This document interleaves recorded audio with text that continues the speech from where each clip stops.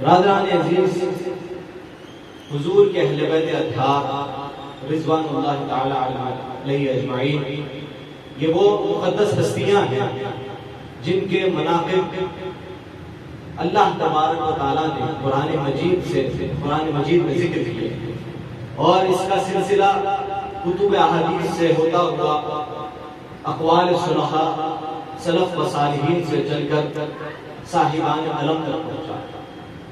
برادران عزیز، چونکہ اس کی شروعات اللہ تبارک و تعالیٰ نے اپنے لازوال کلام میں کی ہے، اسی لیے اس کا تکمیل ہونا بھی اس وقت ہی ممکن ہے جب یہ ساری کائنات کو لپیٹ دیا جائے، یعنی قیامت تک اہل بیت پاک کے فضائل مناقب کا سلسلہ اللہ تبارک و تعالیٰ نے جاری و ساری رکھا ہے۔ اس کا سبب کیا ہے؟ برادران عزیز، اگر آپ دیکھیں کہ اسلامی تاریخ کا کوئی بھی عہد حکومت ہو، کوئی بھی زمانہ ہو، کوئی بھی وقت ہو، تاریخ ایسا کوئی زمانہ، ایسا کوئی وقت بتانے سے حاصل ہے جس میں اہل بیت پاک کے فضائل مناقب کا سلسلہ ہوتا۔ اس کا سبب کیا ہے؟ اس کا سبب یہ ہے کہ یہ اہل بیت اطہار یہ وہ مقدس ہستیاں ہیں جن کے بے شمار خدمات ہیں اور بے مثال قربانیاں ہیں۔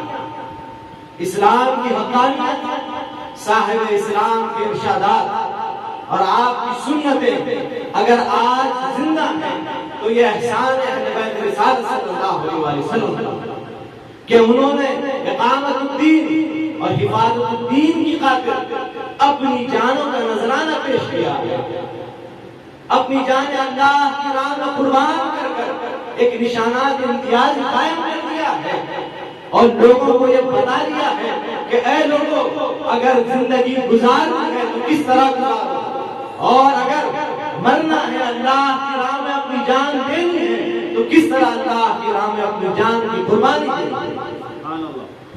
برادران عزیز، اللہ تبارک و تعالیٰ اہل بیت پاک کی قربانیاں قرآن مجید میں ذکر کر کر اس کا تذکرہ کر کر آپ نے اس کو قیامت تک کے لیے باقی رکھا۔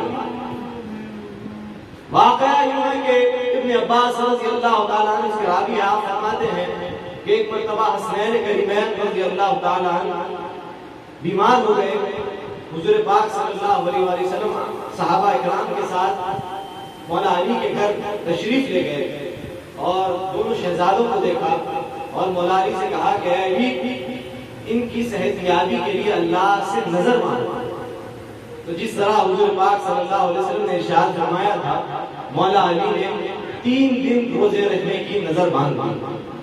اگر دونوں شہزادے صحت یاب ہوں گے تو میں اللہ کی بارگاہ میں 3 دن روزے رکھوں گا۔ دونوں شہزادے صحت یاب ہو جاؤ۔ اب روزے رکھنے کی باری آئی تو گھر میں مولا کائنات کے ساتھ ساتھ بی بی فاطمہ الزہرا سلام اللہ علیہا بھی ہے، اور دونوں شہزادے بھی کہنے لگے کہ ہم بھی آپ کے ساتھ روزہ رکھیں گے، اور آپ کے گھر میں جو باندھی تھی بی بی فضہ وہ بھی کہنے لگی کہ میں بھی آپ لوگوں کے ساتھ روزہ رکھوں گا۔ اب اہل بیت پاک اللہ کی بارگاہ میں روزہ رہ رہے ہیں، لیکن افطار کے لیے گھر میں کھانے کو کوئی چیز میسر نہیں ہے۔ تو مولا کائنات شیر خدا علی مرتضیٰ ایک یہودی کے پاس جاتے ہیں اور جا کر وہاں سے کچھ گیہوں ادھار لے کر آتے ہیں۔ اس میں سے مالکہ کائنات بی بی فاطمہ الزہرا کچھ 1/3 حصہ لیتی ہیں اور 5 لوگوں کے کھانے کا انتظام کرتی ہیں۔ جب کھانا پک گیا، افطار کا وقت قریب تھا کہ آپ کے گھر پر دستک ہوتی ہے۔ اے اہل بیت رسول صلی اللہ علیہ وسلم، میں ایک مسکین ہوں، بھوکا ہوں، اللہ کے لیے مجھے کچھ کھانے کے لیے عطا کیجیے۔ جب یہ سنا تو ساری اہل بیت نے مولا علی کو، بی فاطمہ الزہرا اور حسنین کریمین کو، آپ کی باندھی ہو، سب کے سب نے اپنی اپنی روٹیاں اس مسکین کو دی اور پانی پی کر دوسرے دن کا روزہ رکھا۔ اب دوسرے دن پھر کھٹکا ہوتا ہے افطار کے وقت پہ کہ اے بیت رسول، میں ایک یتیم ہوں، بھوکا ہوں، مجھے کھانے کے لیے کچھ عطا کیجیے۔ تو آپ لوگوں نے پھر سے اپنے سارے کے سارے روٹیاں اس یتیم کو دے دیتے۔ اب پھر دوسرے تیسرے دن کا روزہ بھی آپ لوگوں نے پانی پی کر رہا، اب تیسرے دن جب افطار کا وقت آیا، پھر آپ کے دروازے پر دستک ہوتی ہے، اے اہل بیت رسول، میں قیدی ہوں، اسیر ہوں، بھوکا ہوں، مجھے کھانے کے لیے کچھ دیجیے۔ اہل بیت نے اپنے سارے کے سارے روٹیاں اسیر کو دے دیتے ہیں۔ اب جو شہزادے صحتیاب ہوئے تھے بھوک کی وجہ سے کانپنے لگے، تو مالک لیے کائنات بی فاطمہ زہرا نے کہا، اے علی آپ انہیں بابا جان کے گھر لے جائیے، شاید وہاں کچھ کھانے کے لیے مل جائے۔ مولا کائنات حسنین کریمین کو اپنے ساتھ حضور پاک صلی اللہ علیہ وسلم کی بارگاہ میں لے جاتے ہیں۔ جب حضور پاک صلی اللہ علیہ وسلم نے دیکھا دونوں شہزادے بھوک کی وجہ سے کانپ رہے ہیں، تو آپ غضبناک ہو گئے اور کہنے لگے، اے علی تم نے میرے بچوں کے ساتھ یہ کیا کر لیا ہے؟ میرے بچوں کی حالت ایسی کیوں ہو گئی ہے؟ تو مولا علی نے سارا واقعہ بتایا۔ تو حضور پاک صلی اللہ علیہ وسلم مولا علی کے ساتھ اپنی شہزادی کے گھر تشریف لے جاتے ہیں۔ جب آپ گھر میں داخل ہوئے تو دیکھتے کیا ہے کہ مالک کائنات بی فاطمہ زہرا اللہ کے حضور نماز میں مشغول ہے۔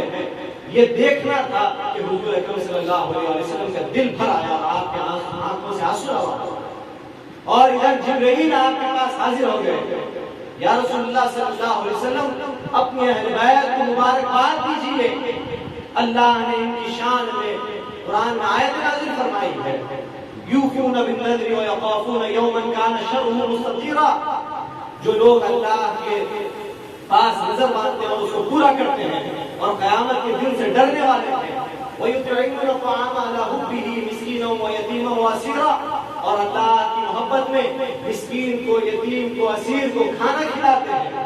إِنَّمَا نُطْعِمُكُمْ لِوَجْهِ اللَّهِ، اور یہ کہتے ہیں کہ ہم تمہیں اللہ کی وجہ سے کھلا رہے ہیں، لَا نُرِيدُ مِنكُمْ جَزَاءً وَلَا شُكُورًا، اور نہ تم سے کوئی جزا چاہتے ہیں نہ کوئی شکریہ چاہتے ہیں۔ مولا علی کے الفاظ اللہ تبارک و تعالیٰ قرآن مجید میں نقل فرما رہا ہے۔ برادران عزیز، یہ وہ اہل بیت رسالت صلی اللہ علیہ وسلم ہے کہ یہاں پر وہ عمل کرتے اور اللہ تبارک و تعالیٰ ان کی شان میں آیتیں نازل کرتے۔ برادران عزیز، میں شاید یہ سمجھتا ہوں کہ یہ اہل بیت پاک صلی اللہ علیہ وسلم کی سب سے پہلے اجتماعی قربانی، کہنے کو تو یہ سب سے چھوٹی قربانی ہے، لیکن یہ قربانیوں کا سلسلہ چلتے چلتے اس مقام پہ بھی پہنچا جس کو کربلا کہتے ہیں۔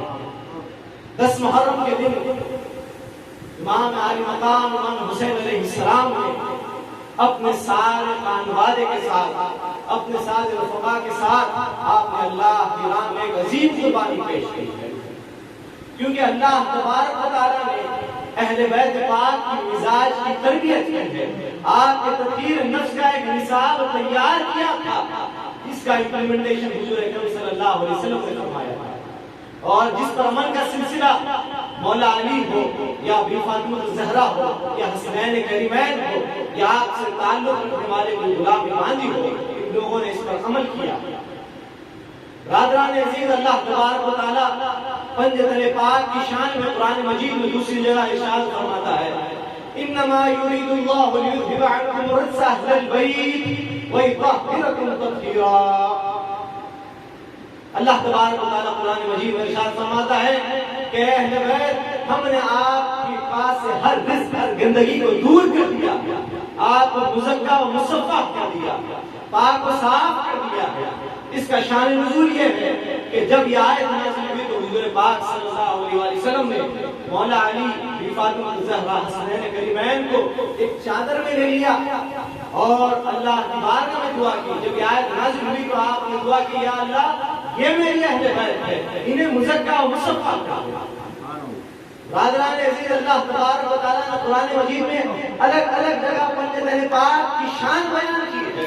ایک اور مقام پر اللہ تبارک و تعالیٰ فرما رہا ہے، فَقُلْ تَعَالَوْا نَدْعُ أَبْنَاءَنَا وَأَبْنَاءَكُمْ نِسَاءَنَا وَنِسَاءَكُمْ وَأَنفُسَنَا وَأَنفُسَكُمْ ثُمَّ نَبْتَهِلْ فَنَجْعَلْ لَعْنَتَ اللَّهِ عَلَى الْكَاذِبِينَ۔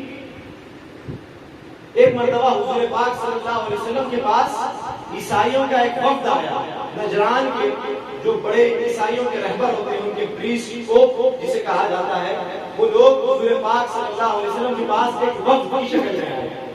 اور حضور پاک کا جیسا معمول تھا کہ جب کوئی آپ کے پاس آتا تو آپ اسے سب سے پہلے اسلام کی دعوت دیا کرتے. آپ نے ان لوگوں کو اسلام کی دعوت دی. اس کے بعد لیکن ان لوگوں نے اسلام قبول نہیں کیا، بلکہ وہ عیسیٰ علیہ السلام کے تعلق سے آپ سے بات کرتے تھے. وہ یہ کہتے تھے کہ عیسیٰ علیہ السلام اللہ کے بیٹے ہیں. یہاں پر حضور انہیں سمجھا رہے ہیں کہ عیسیٰ علیہ السلام اللہ کے بیٹے نہیں بلکہ مریم کے شہزادے ہیں، وہ اللہ کے پیغمبر. لیکن وہ لوگ اس پر حجت کرنے لگے. حضور پاک صلی اللہ علیہ وسلم سے وہ حجت کرنے لگے. تو اللہ تبارک و تعالیٰ تبھی قرآن میں آیت نازل فرماتا ہے فَقُلْ تَعَالَوْا نَدْعُ أَبْنَاءَنَا وَأَبْنَاءَكُمْ نِسَاءَنَا وَنِسَاءَكُمْ أَنفُسَنَا وَأَنفُسَكُمْ ثُمَّ نَبْتَهِلْ فَنَجْعَلْ لَعْنَةَ اللَّهِ عَلَى الْكَاذِبِينَ. اے حبیب آپ فرما دیجئے کہ تم اپنے بیٹوں کو لاؤ، ہم اپنے بیٹوں کو لائیں گے. تم اپنی عورتوں کو لاؤ، ہم اپنی عورتوں کو لائیں گے. تم اپنی جانوں کو لاؤ، ہم اپنی جانوں کو لائیں گے. اور اللہ کی بارگاہ میں مباہلہ کریں گے، دعا کریں گے کہ اللہ جو جھوٹا ہے اس پر اللہ کی لعنت بھیجے. برادران عزیز، حضرت سعد بن ابی وقاص رضی اللہ تعالیٰ عنہ فرماتے ہیں کہ جب مباہلے کا دن آیا تو حضور پاک صلی اللہ علیہ وسلم نے ابناءنا کی منزل پر حسنین کریمین کو اپنے ساتھ لے لیا. امام حسین کو اپنے گود لے لیا اور امام حسن علیہ السلام کا آپ نے ہاتھ پکڑ لیا. اور نساءنا کی منزل پر آپ کی چہیت کی شہزادی بی فاطمہ زہرا کو اپنے ساتھ لے لیا، آپ کے پیچھے کر لیا. اور مولا علی کو انفسنا کی منزل پر حضور پاک صلی اللہ علیہ وسلم بتا رہے ہیں لوگوں کو کہ اے لوگوں یہ پنجتن پاک ہے، ان کی شان کیا ہے. ابناءنا یعنی اسلام کے اگر بچوں کے ریپرزنٹیٹیو حضور پاک صلی اللہ علیہ وسلم نے کسی کو بتایا ہے تو حسنین کریمین کو بتایا ہے. اور نساءنا یعنی عورتوں کی ریپرزنٹیٹیو اگر کوئی ہے تو حضور پاک کی شہزادی بی فاطمہ الزہرا ہے. انفسنا یعنی میری جان حضور پاک صلی اللہ علیہ وسلم مولا علی کو بتا رہا ہے. برادران عزیز، یہ 5 نفوس مطہرہ مباہلے کے لیے نکلے. جب عیسائیوں کے ان کے رہبر نے یہ 5 نورانی چہرے دیکھے تو اس نے کہا کہ اے لوگوں، یہ جو میں 5 نورانی چہرے دیکھ رہا ہوں یہ ایسے چہرے ہیں، اگر یہ اللہ کی بارگاہ میں یہ دعا کر دے کہ یا اللہ اس پہاڑ کی جگہ کو بدل دے، اس کو تبدیل کر دے، تو اللہ ان کی دعا رد نہیں کرے گا بلکہ ان کی دعا کو قبول کر لے گا اور پہاڑ کی جگہ کو بدل دے گا. اور اگر یہ دعا کر دے کہ تمہارے لیے بدعا کر دے تو عیسائیت قیامت کے دن تک باقی نہیں رہے گی، اس کا نام و نشان مٹ جائے گا. تو تم کو بہتر یہ ہے، تمہارے لیے بہتر یہ ہے کہ تم مباہلے سے پیچھے ہٹ جاؤ. تو عیسائی مباہلے سے پیچھے ہٹ جاتے. برادران عزیز، یہ پنجتن پاک یہ ایسی نفوس مطہرہ ہے جن کی زندگیاں اگر ہم دیکھیں تو قرآن کی تفسیر سے کم نہیں، ہمیں قرآن کی تفسیر نظر آئے گی. کیونکہ حضور پاک صلی اللہ علیہ وسلم نے ان کے لیے ارشاد کیا فرمایا ہے؟ آپ نے فرمایا انی ترکت فیکم الثقلین کتاب اللہ وعطرتی. میں تمہیں 2 بھاری چیزیں چھوڑے جا رہا ہوں، ایک اللہ کی کتاب، دوسری میری اہل بیت. یہ 2 ایسی چیزیں ہیں اگر تم انہیں تھامے رکھو گے تو کبھی گمراہ نہ ہو اور قیامت تک کے روز یہ دونوں کبھی ایک دوسرے سے جدا نہیں ہوں گے یہاں تک کہ وہ حوض کوثر پر میرے پاس آ کر مل جائے گا. برادران عزیز، یہ ہے اہل بیت کی شان جو اللہ تبارک و تعالیٰ قرآن مجید میں ارشاد فرما رہا ہے. برادران عزیز، حضور پاک صلی اللہ علیہ وسلم کے بعد خلافت راشدہ کا سلسلہ شروع ہوا جس میں چوتھے خلیفہ کے طور پر امیر المؤمنین سیدنا مولا علی کرم اللہ وجہ رضی اللہ تعالی عنہ بنے. اور آپ نے اپنے خلافت کے دور میں عین مرضی خدا و رسول اسلام نظام کو چلایا اور اس پر ثابت قدم رہے. لیکن جو لوگ آپ کے نظریے سے مختلف نظریہ رکھتے تھے وہ لوگ آپ کی مخالفت کر رہے تھے. جس کا نظریہ اللہ اور اس کے رسول کے خلاف تھا وہ لوگ آپ کی مخالفت کرنے لگے. انہیں تاریخ میں نواسب اور خوارج کے نام سے بتایا. یہ خارجی اور ناصری لوگ مولا علی کی دشمنی کرنے لگے. اور اس کا نتیجہ یہ ہوا کہ آپ کے دارالخلافہ میں ہیں، یعنی آپ کا جو کیپٹل سٹی تھا اس کے جامع مسجد میں فجر کی نماز کے وقت آپ کو شہید کر دیا گیا۔ عبد الرحمن ابن ملجم جس کا نام آتا ہے وہ اس دنیا کا سب سے بدترین شخص ہے، کیونکہ حضور پاک صلی اللہ علیہ وسلم نے ارشاد فرمایا تھا کہ اے علی تم کو جو شہید کرے گا وہ اس دنیا کا سب سے بدترین شخص ہوگا، اور جب تمہاری شہادت اس وقت تک نہیں ہوگی، اس وقت تک تمہاری شہادت نہیں ہوگی جب تک کہ تمہاری داڑھی اپنے خون سے رنگی نہیں جائے گی۔ جب آپ فجر کی نماز کے لیے آگے بڑھے اور عبد الرحمن ابن ملجم نے نماز پڑھاتے وقت آپ کے سر پر وار کیا تو آپ کے سر کے خون سے آپ کی داڑھی رنگین ہو گئی، تو آپ نے کہا صدق رسول اللہ صلی اللہ علیہ وسلم، رسول اللہ صلی اللہ علیہ وسلم نے سچ کہا۔ برادران عزیز، اس کے بعد امام حسن مجتبی رضی اللہ تعالی عنہ خلیفہ راشد تھے، امیر المؤمنین کی حیثیت سے آپ نے 30 سال، جب تک خلافت راشدہ کے 30 سال مکمل ہوئے، آپ نے جب تک خلیفہ راشد آپ رہے، کیونکہ حضور پاک صلی اللہ علیہ وسلم نے ارشاد فرمایا تھا کہ میرے بعد 30 سال تک خلافت راشدہ چلے گی، اس کے بعد ملوکیت اور بادشاہ آ جائے گی۔ آپ نے جب وہ 30 سال مکمل ہوئے تو آپ نے دستبرداری دی اور 50 ہجری کے درمیان آپ کو بھی زہر دے کر شہید کر دیا گیا۔ اس کے 10 سال بعد جب 60 ہجری کا سال شروع ہوا تو یہ مسلمانوں کے لیے بہت بڑی بلا تھی، اسلامی نظام پر بہت بڑی مصیبت آ گئی تھی، کیونکہ اس سال میں یزید جیسا بدبخت فاجر و فاسق کو خلیفۃ المسلمین کی مسند پر بٹھا دیا گیا۔ حضور پاک صلی اللہ علیہ وسلم کی حدیث ہے، اب جس کو ابو ہریرہ رضی اللہ تعالیٰ روایت کرتے ہیں کہ حضور پاک صلی اللہ علیہ وسلم نے فرمایا کہ اے لوگوں 60 ہجری سے اللہ کی پناہ مانگو۔ امام بہقی فرماتے ہیں کہ ابو ہریرہ بازار میں یہ فرمایا کرتے کہ یا اللہ مجھے 60 ہجری کے زمانے سے بچا لے، مجھے لڑکوں کی حکومت کے زمانے سے بچا لے۔ اللہ تبارک و تعالیٰ نے آپ کی دعا قبول کر لی اور 59 ہجری میں ہی آپ کا انتقال ہوا۔ برادران عزیز، اب یزید تخت نشین ہو گیا، تخت نشین ہوتے ہی اس نے یہ حکم جاری کر دیا، اپنے گورنر سے یہ کہا کہ جاؤ جا کر سب سے پہلے مدینے کے خواص سے بیعت لے، جاؤ جا کر میری بیعت سب سے پہلے مدینے کے خواص سے لے۔ اب یہاں پر مدینہ منورہ میں اسلام کے سب سے بڑے علم بردار کون تھے؟ امام مظلوم امام حسین علیہ السلام تھے۔ آپ پر یزیدی فوج اور اس کے لوگ آ کر یہ زبردستی کرنے لگے کہ آپ یزید کی بیعت کر لیں، یزید کی بیعت کر لیں، یزید کی بیعت کر لیں، لیکن ایسا ممکن نہ تھا، کیونکہ اگر امام علی مقام امام حسین علیہ السلام یزید کے ہاتھ پر بیعت کرتے تو اس کی حکومت پر یہ مہر لگ جاتی کہ ابن رسول اللہ صلی اللہ علیہ وسلم نے اس کے ہاتھ پر بیعت کر لی اور اس کی حکومت صحیح ہے۔ اور وہ یہی چاہتا تھا کہ جب تک امام حسین اس کے ہاتھ پر بیعت نہ کر لیں تب تک اس کے لوگ اس کو قبول نہیں کریں گے، اس کو ایک بادشاہ کے طور پر تو قبول کر لیں گے، لیکن امیر المؤمنین خلیفہ راشد اس کو قبول کبھی نہیں کریں گے۔ وہ یہ بھی جانتا تھا اب امام علی مقام کے پاس دو راستے تھے، یا یزید کی بیعت کر لیں یا پھر کچھ اور دوسرا راستہ وہاں سے نکل جائے۔ برادران عزیز، رجب کا مہینہ چل رہا تھا، امام علی مقام حضور پاک صلی اللہ علیہ وسلم کے روزے پر حاضر ہوتے ہیں اور آپ پر سلام عرض کرتے ہیں۔ نیند کے غلبے کی وجہ سے آپ کو ایک جھوک آتا اور آپ میں حضور پاک صلی اللہ علیہ وسلم کو دیکھتے ہیں۔ حضور پاک صلی اللہ علیہ وسلم نے آپ سے کچھ گفتگو کی، وہ کیا گفتگو کی اللہ بہتر جانتا ہے۔ اس کے بعد امام علی مقام نے یہ ارادہ کر لیا کہ ہمیں اب مکہ منورہ کو جاننا ہے۔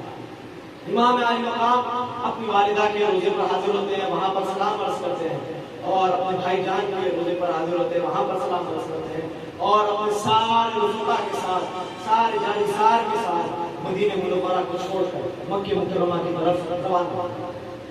برادران عزیز جب آپ مکہ مکرمہ پہنچے تو وہاں پر عبداللہ ابن زبیر رضی اللہ عنہ تھے.